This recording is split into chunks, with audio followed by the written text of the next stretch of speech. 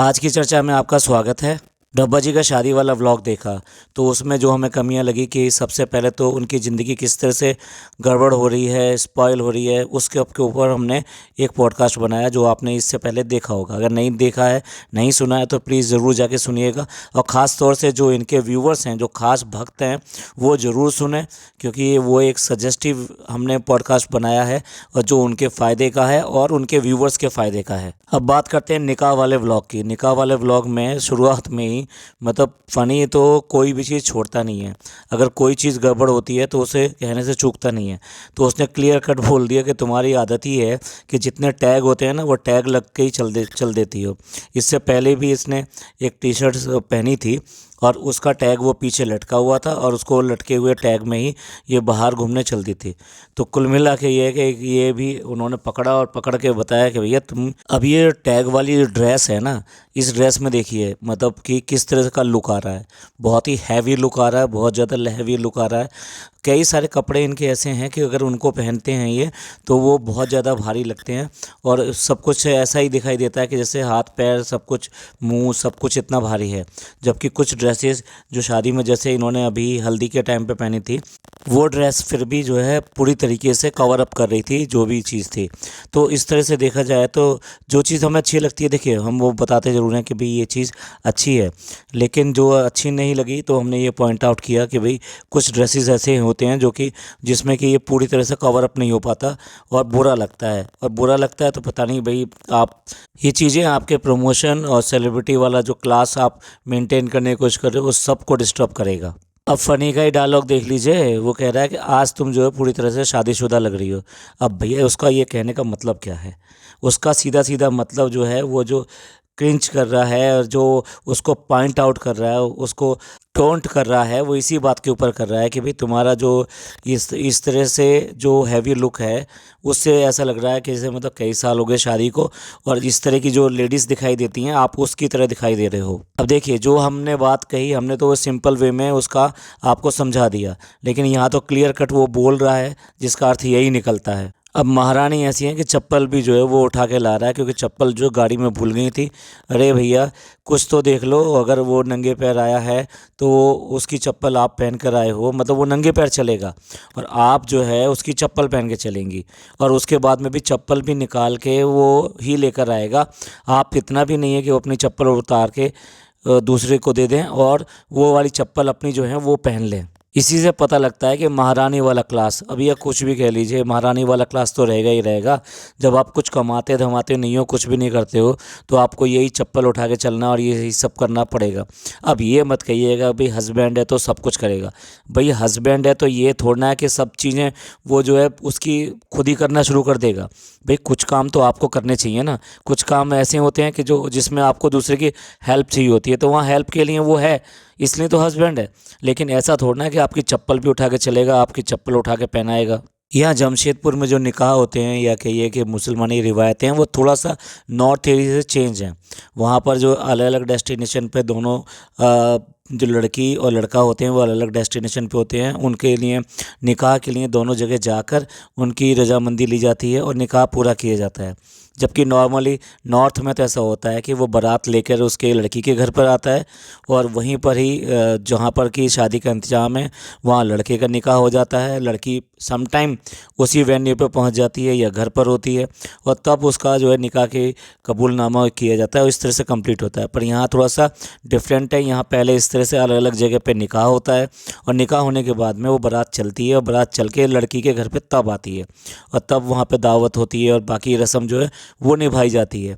और नॉर्मली वहाँ पर जो ये शादी की जाती है इस तरह से वो डे टाइम में की जाती है, यानी निकाह वाली सेरेमनी डे में हो जाती है और रात के टाइम पे वो डिनर एंड बाकी सेरेमनीज़ की जाती हैं। देखिए अलग अलग ट्रेडिशन है अलग अलग जगह के हिसाब से, तो थोड़ा सा यहाँ पर वो उसको बताना मैंने ठीक समझा, क्योंकि सब लोगों को ये सब चीज़ें शायद पता नहीं होंगी। एक बात और बताना चाहेंगे कि यहाँ पर जो निकाह होता है ना वो पूरी तरह से डॉक्यूमेंटेड होता है, यानी कि पेपर पर सिग्नेचर होते हैं, दोनों जगह के सिग्नेचर होते हैं, दोनों जगह के दो गवाहों के सिग्नेचर होते हैं और दो सो कॉल्ड वकील बनते हैं, वो उन लोगों के सिग्नेचर होते हैं।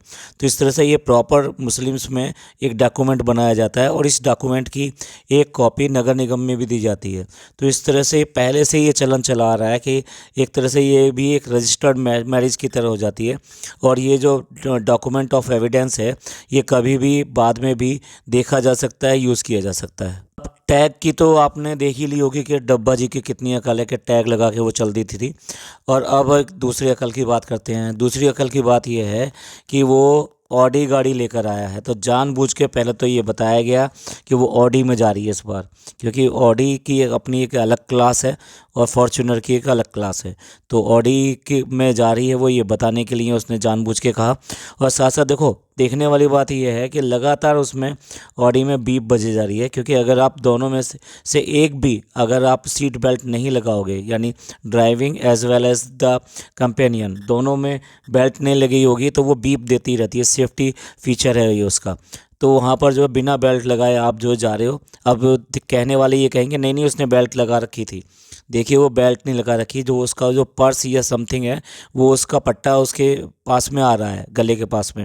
लेकिन वो अगर आप ध्यान से देखेंगे तो पूरा लूज़ पड़ा हुआ है और बेल्ट का जो बीप है वो अलग से आती चली जा रही है। सारी लड़कियां और जो दुल्हन है वो तैयार होने के लिए होटल में आ गई और वहीं पर ही उसका मेकअप के लिए मेकअप आर्टिस्ट भी वहीं बुला ली गई। अब क्योंकि इनको अपना व्लॉग एडिट करना था तो ये पहुंच गई टेरिस पर, और वहाँ पर बना हुआ था स्विमिंग पूल।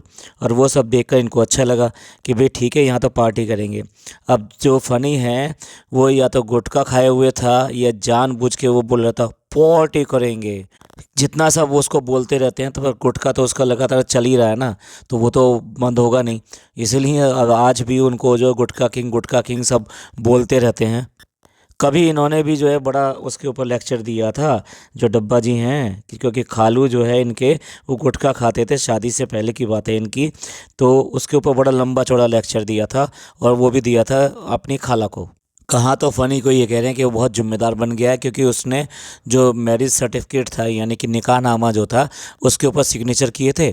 और कहाँ जो है यहाँ पर बच्चों के साथ में बेड पर यानी कि होटल के बेड पर उन्हें खुदवा खुदवा कर दिखा रहा है कि भाई लो मज़े करो, लो मज़े करो।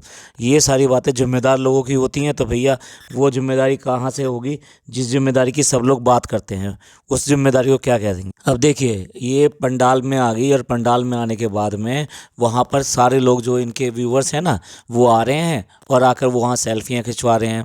और इतने लोग इकट्ठा हो गए, आप अगर आप देखें तो कैमरे थे, और वो लोग जो है सेल्फी ले रहे थे। और एक का तो मतलब सबके मोबाइल हाथ में लेना और आगे करना, सेल्फी ली और पीछे की तरफ ऐसे दे देना। ये अगर आप ध्यान से देखेंगे तो ऐसे लगता है जैसे मतलब कोई एरोगेंट है, और एरोगेंट जो है दूसरों को मतलब बुरा तरीके से उसको वापस कर रहा है कि उसको जैसे अच्छा नहीं लगा हो, इस तरह का बिहेवियर वहाँ पे दिखा रही है। और वहाँ पे ये लोग आए हुए हैं। देखिए अभी बात करेंगे हम पहले इनकी, जो लोग वहाँ पर आए हैं उसके साथ में सेल्फी खिंचवाने के लिए, उसको मिलने के लिए। उसके बाद में बात करेंगे इसके बारे में कि ये क्या कर रही है। देखिए मेरा कहना ये है, और आज ध्यान से सुने, जो व्यूअर्स हैं वो बहुत ध्यान से सुने। जो आप इस तरीके से वहाँ पर एक शादी में उससे मिलने के लिए चले गए और वहाँ पर जाकर जो है इस तरह से सेल्फी खिंचवा रहे हैं, तो पहले तो आपको ये इतनी तो तमीज़ होनी चाहिए कि ये किसी का प्राइवेट फंक्शन है, ये कोई पब्लिक प्लेस नहीं है, और ना ही ये कोई मीटअप है कि जहाँ आप आएंगे और आकर जो अपने सेलिब्रिटी के साथ में तस्वीरें खिंचवाएंगे, उसके साथ में बात करेंगे और इस तरीके से वहाँ पर बिहेव करेंगे। देखिए किसी का प्राइवेट फंक्शन में तो देखा जाए तो किसी बिना बुलाए कोई जाता भी नहीं है। कौन सी ऐसी शादी होती है जिसमें ना लड़की वाले की तरफ से कोई इनवाइटेड है ना लड़के वाले की तरफ से कोई इनवाइटेड है। ऐसा व्यक्ति पहुंच जाए और पहुंच जाता है तो उसका क्या होता है, मतलब क्या समझा जाता है उसके बारे में। तो ये एक बहुत ध्यान देने वाली बात है कि इनके व्यूवर्स जो है मतलब सोच नहीं है, बिल्कुल भी तमीज़ नहीं है, और बिल्कुल भी मतलब इस बात की नहीं है कि आप इतने ज़्यादा पागल हो गए कि आप किसी का फंक्शन ख़राब करने के लिए पहुंच गए। वहाँ पर एक तरह से भीड़ लगा ली। आप देखिए ना, वो आदमी अपने गेस्ट को एंटरटेन करे या आप लोगों को देखे कि भाई ये लोग कहाँ से आ गए, कैसे मैनेज करेगा। हो सकता है उसको ये भ्रम हो जाए कि भाई मेरे ही जो गेस्ट हैं वो बहुत सारे लोग आ गए हैं, क्या मेरा खाना और ये सब चीज़ें प्रॉपर वे में डिस्ट्रीब्यूट हो पाएंगी, सब लोग एंजॉय कर पाएंगे नहीं कर पाएंगे, सब लोग ठीक से बैठ पाएंगे नहीं बैठ पाएंगे, सब लोग आराम से खाना खा पाएंगे नहीं खा पाएंगे। आप क्या मतलब क्या सोच रहे हैं, दूसरे की मैरिज में जाकर आपने ऐसे भूचाल सा मचा दिया वहाँ पर जाकर। तो ये एक बहुत ही गलत बात है और बहुत ही गैर जिम्मेदाराना चीज़ जो कर रहे हैं वो ये लोग वो कर रहे हैं, दूसरे के फंक्शन में जाके उसके फंक्शन को ख़राब करना। अगर आपने एक आम आदमी के फंक्शन को इस तरह से ले लिया कि आप उसमें जाकर वहाँ कभी भी घुस जाएंगे और वहाँ पे जाके कुछ भी करेंगे, तो मैं ये कहना चाहता हूँ कि कोई सेलिब्रिटी अगर है और वहाँ होटल में ठहरा हुआ है, आप वहाँ जाकर देखिए, होटल वाले आपको बिल्कुल एंटरटेन नहीं करेंगे, बाहर कर देंगे आपको वहाँ पर, जब तक कि वो सेलिब्रिटी ना अलाउ करे कि भाई हाँ इनको आने दीजिए, और वो भी एक लिमिट में। मतलब ऐसा नहीं है कि वहाँ कितने भी वो लोग आ जाएंगे मिलने के लिए और होटल वाले उसके लिए मना करेंगे। उसके लिए तो सीधे सीधे जो है वो सेलिब्रिटी को ही मना करेंगे ना कि आपको इस तरह से नहीं करना चाहिए। तो देखा जाए तो ये बिल्कुल ही एक गलत सोच है। अब देखिए कहीं पर भी हो, अगर पता लगता है कोई बहुत बड़ा सेलिब्रिटी, ये तो बहुत छोटी चीज़ है, ये तो मतलब क्या है, ये अपने आप में सेलिब्रिटी मानते हैं, हम नहीं मानते, क्योंकि सेलिब्रिटी वो नहीं होते जो बेसिकली जिनके लोग पीछे पड़े हुए हों, जिनके बहुत ज़्यादा व्यूवर्स हों। सेलिब्रिटी वो लोग होते हैं जिनको दिल से लोग बाग ये समझें कि ये बहुत अच्छे हैं और इनको देखकर हमें हमें जो है कुछ ना कुछ अच्छा लगता है, कुछ ना कुछ सीखने को मिलता है। यहाँ मैं आज तक तो कोई व्यूवर इनका बता नहीं पाया कि इनसे उन्हें क्या सीखने को मिलता है और क्या चीज़ उनको इनके अंदर अच्छी बात नज़र आती है। तो चलिए अब बात करते हैं असली उसी बारे में, टॉपिक पर जो हम बात कर रहे थे। अगर देखिए किसी होटल में सलमान खान या समथिंग या कोई भी सेलिब्रिटी वहाँ आके ठहरता है, अपने किसी काम से आता है, तो वहाँ पर होटल के बाहर ज़रूर भीड़ लग जाती है। या फिर किसी सेलिब्रिटी अपने घर से निकलकर अपने काम के लिए जाता है, तो जो लोग मिलने वाले होते हैं वो बाहर आके इकट्ठे हो जाते हैं। ऐसा नहीं है कि उसके सोसाइटी में घुस जाएंगे, वहाँ पर जो हल्ला गुल्ला कर देंगे, ये सब कर देंगे। ये टोटली जो है, अब जैसे कहना चाहिए बुरा लगेगा कि जैसे ये खुद लोग हैं अनसिस्टमेटिक, किसी का कुछ नहीं सोचना, उसकी शादी पूरी तरह से ख़राब कर रहे हैं, तो इसी तरीके से व्यूअर हैं, तो वो दोनों तरीके से देखा जाए तो ये गलत कर रहे हैं बिल्कुल। इनके जो भी डाई हार्ड फ्रेंड हैं या फिर जो है इनके जितने व्यूअर्स हैं जिनको ये कहती हैं फ्रेंड्स, उन सब लोगों को थोड़ा सा अपना मस्तिष्क इस बारे में माइंड अपने चेंज करना चाहिए कि हमको कहाँ क्या करना है। वो थोड़ा सा जो सोसाइटी के रूल्स हैं उनको फॉलो करना चाहिए, जिससे कि देखिए आप जो भी कुछ कर रहे हैं सबसे पहले ये देखिए इससे किसी को डिस्टरबेंस तो नहीं है। अगर किसी से डिस्टरबेंस होता है तो आपको अपना रास्ता बदल देना चाहिए, कोई और तरीका अख्तियार करना चाहिए जिससे कि डिस्टरबेंस भी ना हो और आपका काम भी बन जाए। लेकिन इतनी सोच तो आपको रखनी ही पड़ेगी। हमारी आपसे गुजारिश है, विनती है कि इस तरीके की एक्टिविटी कहीं और किसी और के फंक्शन में बिगाड़ने के लिए ना करें। ये पॉडकास्ट थोड़ा सा लंबा हो रहा है, इसलिए अब जो है डब्बा की बातें हम जो है अगले पॉडकास्ट में करेंगे कि इनका क्या रोल है इस सब में। ये जो चल रहा है इसमें कहीं ना कहीं इनका भी तो रोल है ना, तो उसको वो हम डिस्कस करेंगे अगले पॉडकास्ट में। और साथ साथ जो बाकी चीज़ें निकाह वाले व्लॉग की हैं वो उसमें रिएक्शन देंगे उसको। ये पॉडकास्ट आपको अच्छा लगा हो तो प्लीज़ लाइक कीजिए, सब्सक्राइब कीजिए और शेयर कीजिए। खुश रहिए, अपने लोगों का ख्याल रखिए। थैंक यू, धन्यवाद, शुक्रिया।